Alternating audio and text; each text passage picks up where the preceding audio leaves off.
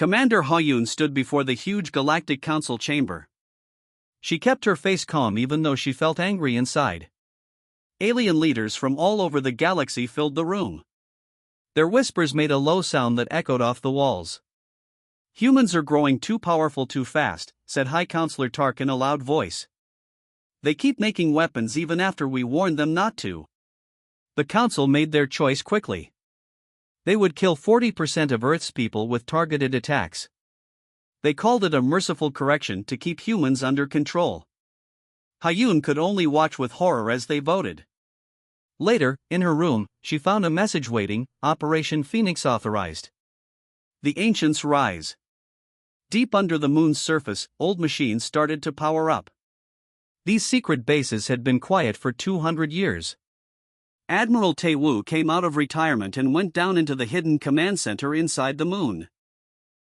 His special access codes opened doors that hadn't been used since humans first went to space.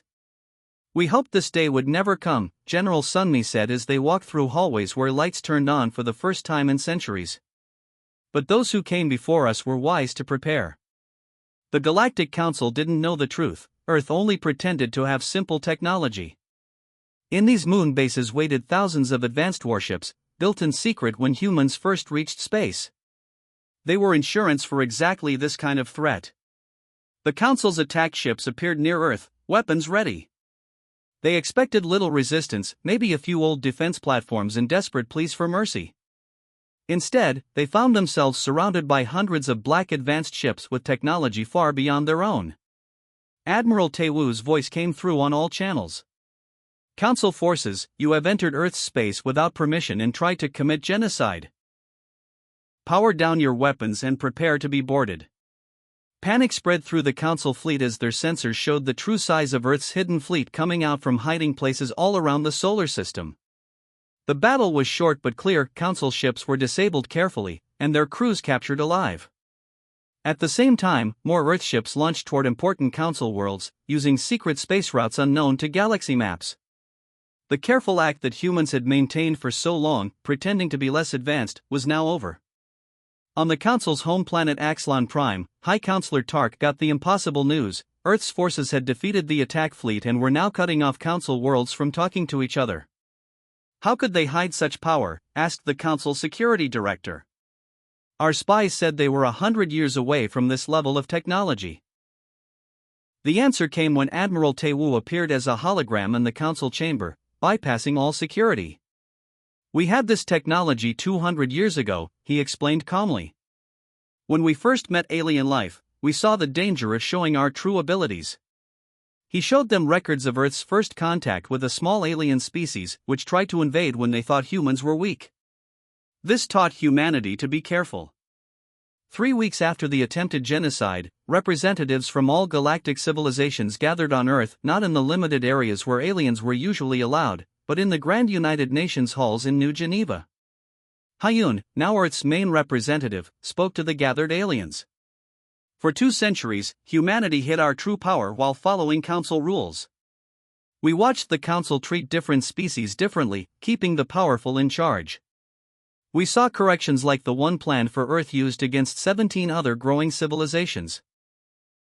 Screens showed evidence of Council crimes across the galaxy: species controlled, worlds stripped of resources, cultures destroyed when they developed too quickly.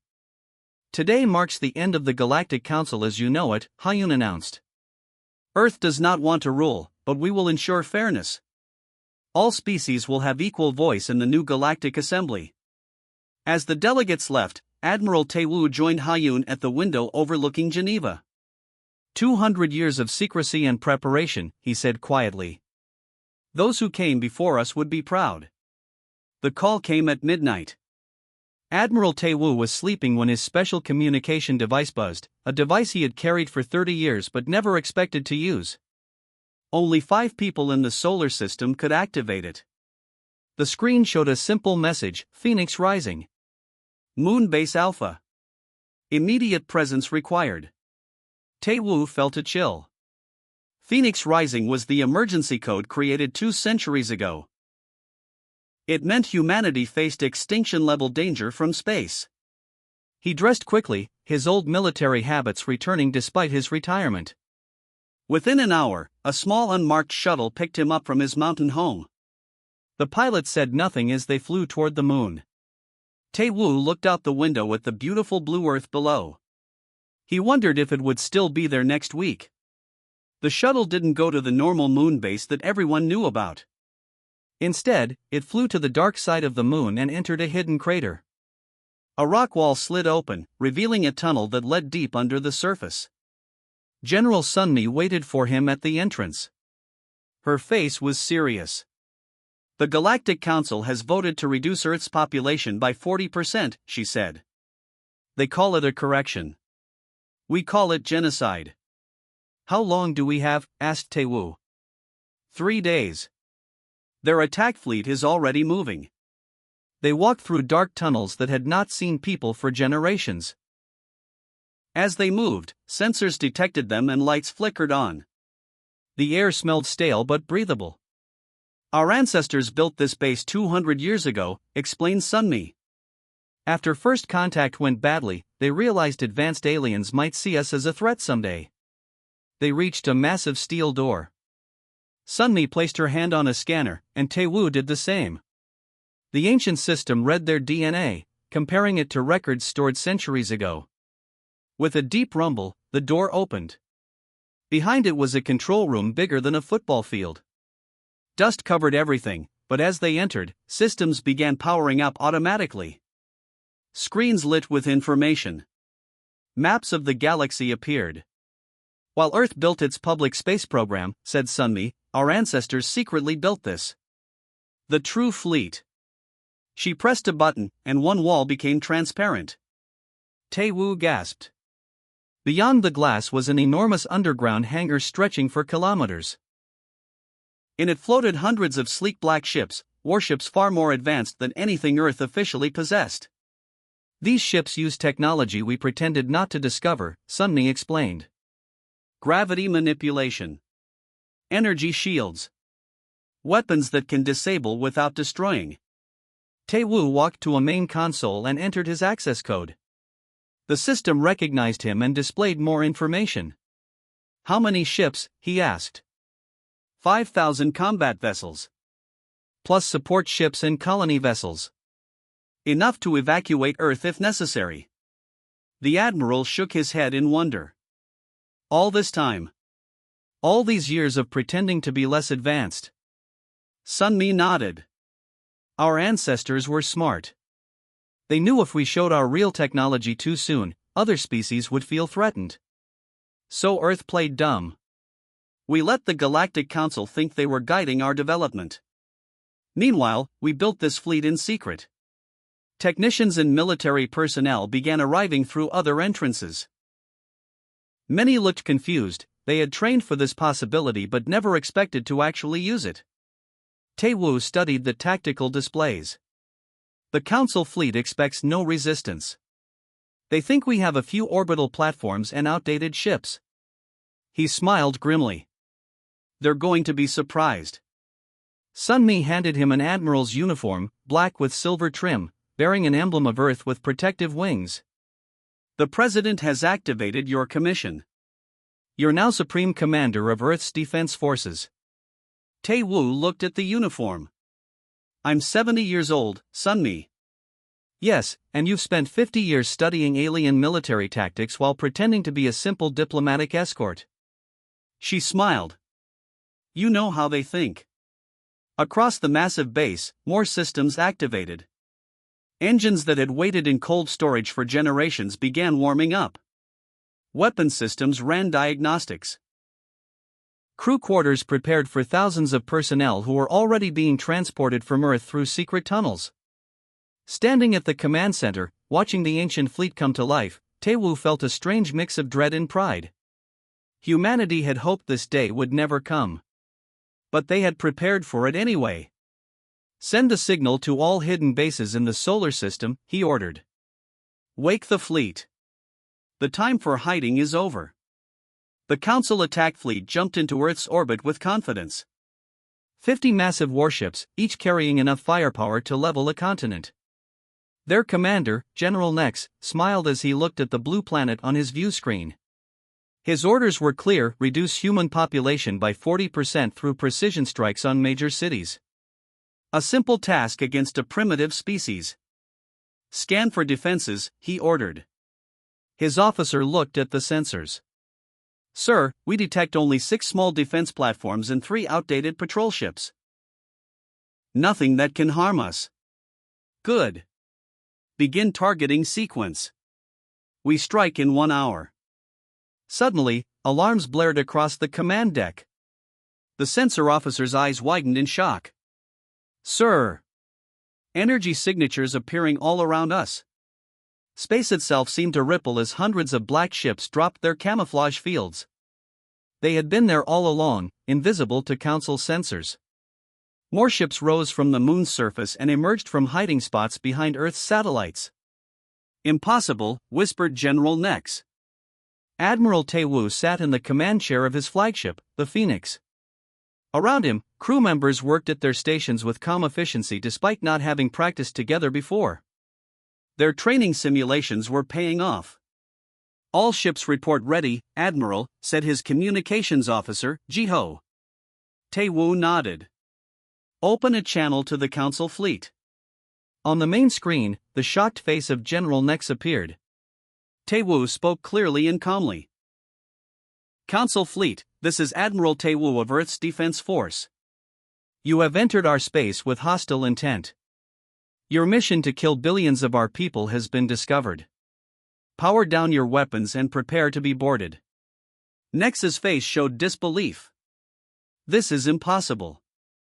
Humans don't have this technology. You're at least a century away from. We achieved this level 200 years ago, interrupted Taewoo. We simply chose not to reveal it. Your intelligence has been watching a carefully maintained illusion. On the Council flagship, panic spread through the command deck. Their sensors now showed the true scale of Earth's fleet, over 1,000 warships surrounding them in a perfect sphere formation. Each ship was smaller than the Council vessels but showed energy readings far beyond what should be possible. They can't have weapons that match ours, Nex told his officers. Fire on the closest Earth ships. 3 Council warships fired energy beams at Earth vessels. The beams hit invisible shields and dispersed harmlessly. The Earth ships didn't even move. In response, small blue pulses shot from the Earth vessels. Where they hit the Council ships, systems shut down. No explosions, no damage, just complete power failure. What is happening? Screamed Nex as his own flagship's lights flickered. On the Phoenix, Taewoo watched calmly.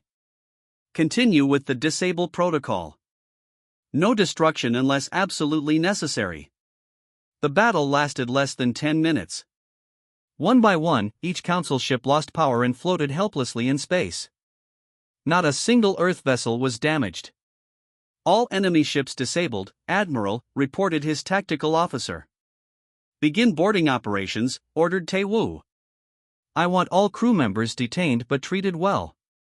Meanwhile, across the solar system, more of Earth's hidden fleet emerged from secret bases on Mars, Europa, and distant asteroids. These ships didn't head toward Earth. Instead, they jumped to hyperspace, heading toward key Council worlds.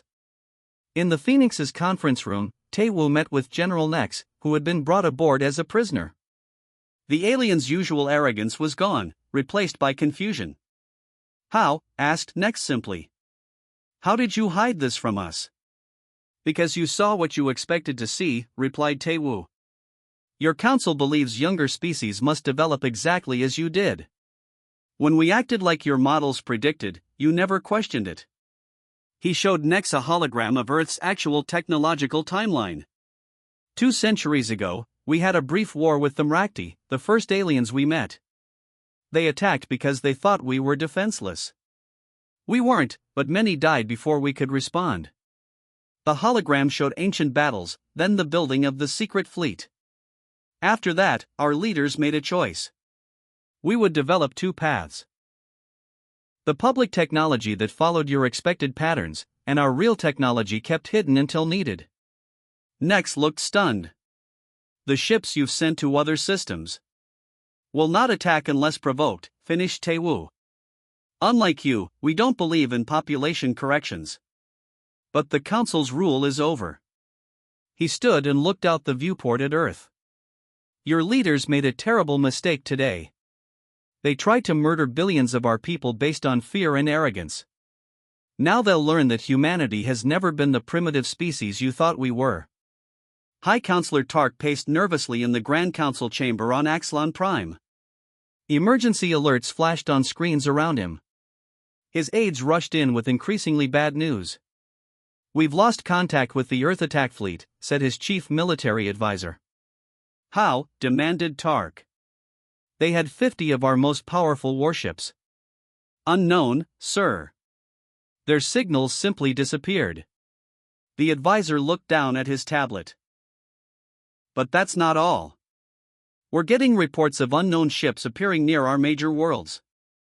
A holographic map showed red dots appearing all through Council space, Earth ships suddenly revealing themselves near every important Council planet.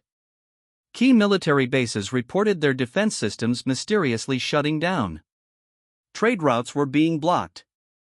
Communication networks between worlds were being interrupted. This is impossible, whispered Tark. How could humans do this? Their technology is primitive. Suddenly, the lights in the council chamber dimmed. The massive holographic projector in the center of the room activated by itself.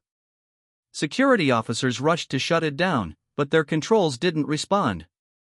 A human figure appeared in the projection, Admiral Taewoo, standing calmly with his hands behind his back. Greetings, High Counselor Tark. I apologize for this unusual communication method. How dare you hack into our secure systems? Tark shouted. Your attack on Council forces will bring total destruction to Earth. Taewoo smiled slightly. I think you misunderstand the situation. Your attack fleet has been disabled. Your major military installations are currently under our control.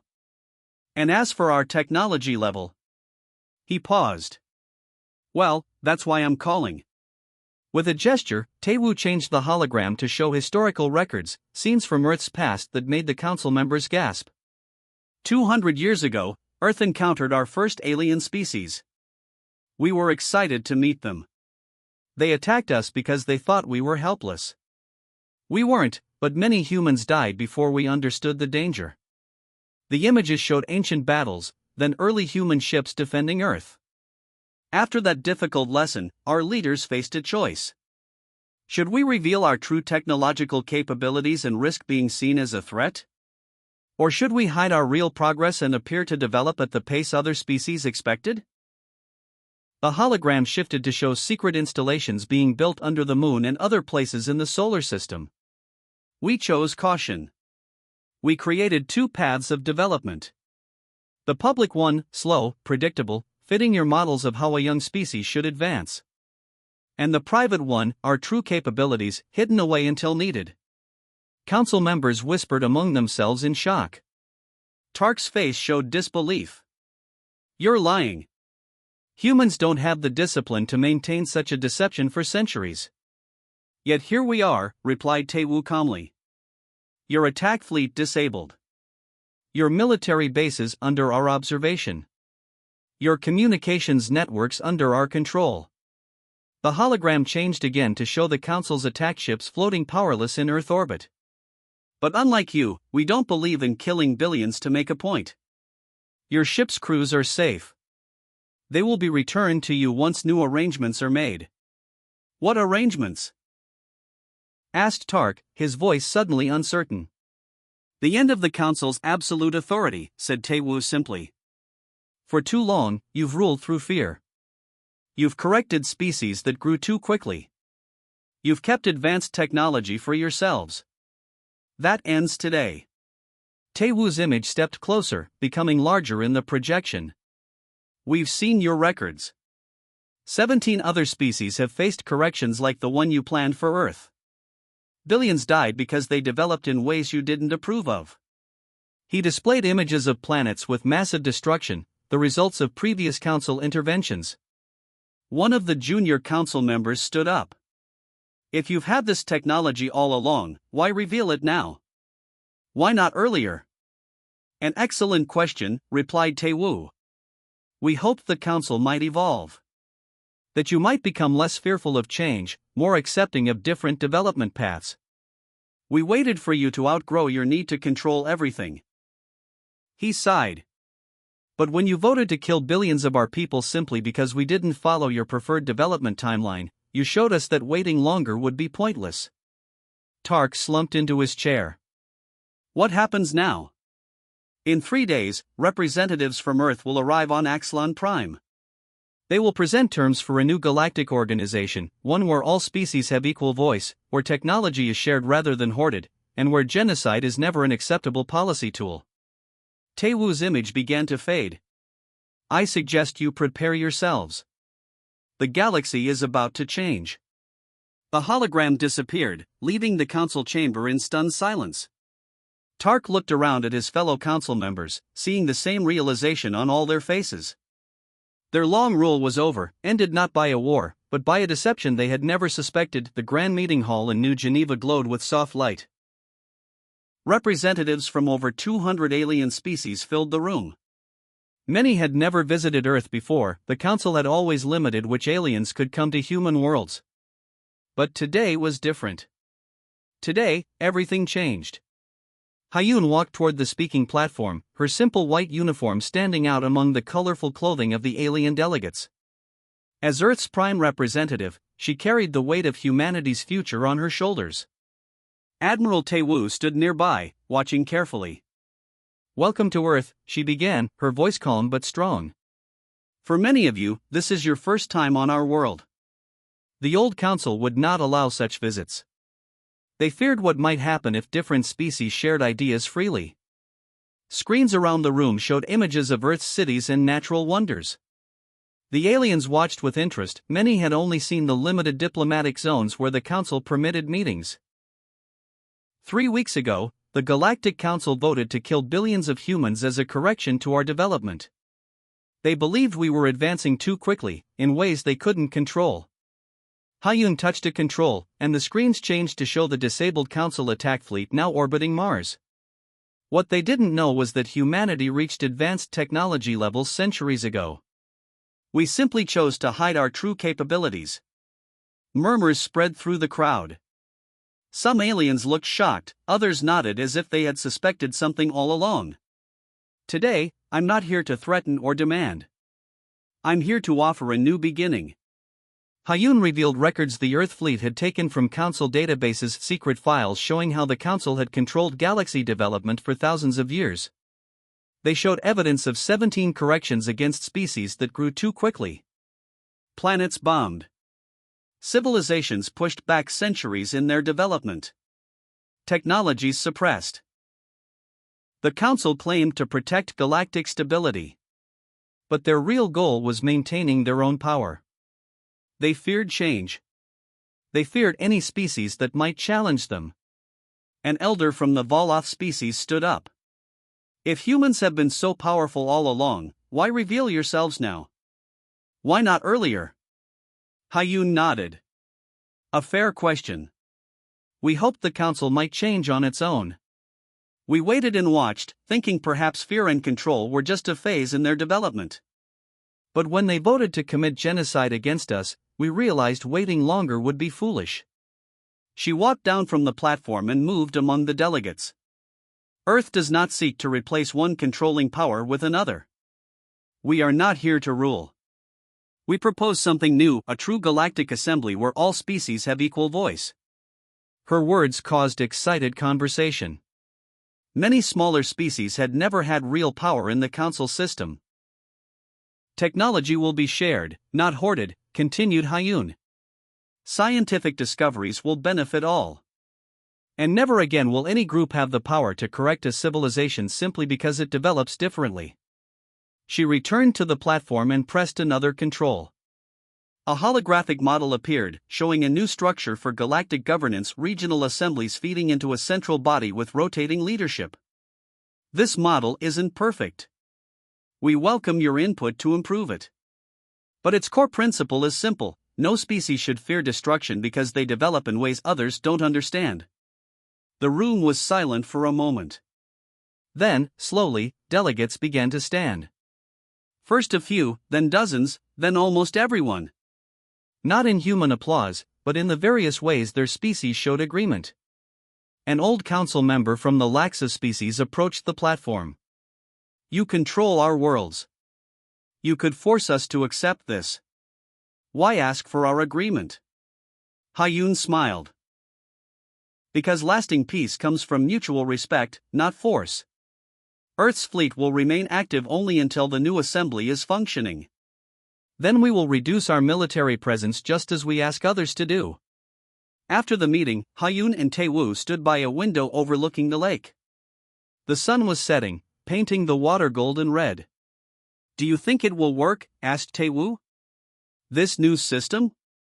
Hayun watched the alien delegates talking with each other in small groups. Species that had never spoken directly before were sharing ideas. It will be difficult, she admitted. The council ruled for thousands of years. Old habits die hard. But see that? She pointed to where a small group of delegates, former enemies under the council system, were laughing together. That's something the council never allowed. Direct connections between different worlds. They always controlled the flow of information, kept species suspicious of each other. Now we're talking directly. Taewoo nodded. Our ancestors built warships hoping they would never be needed.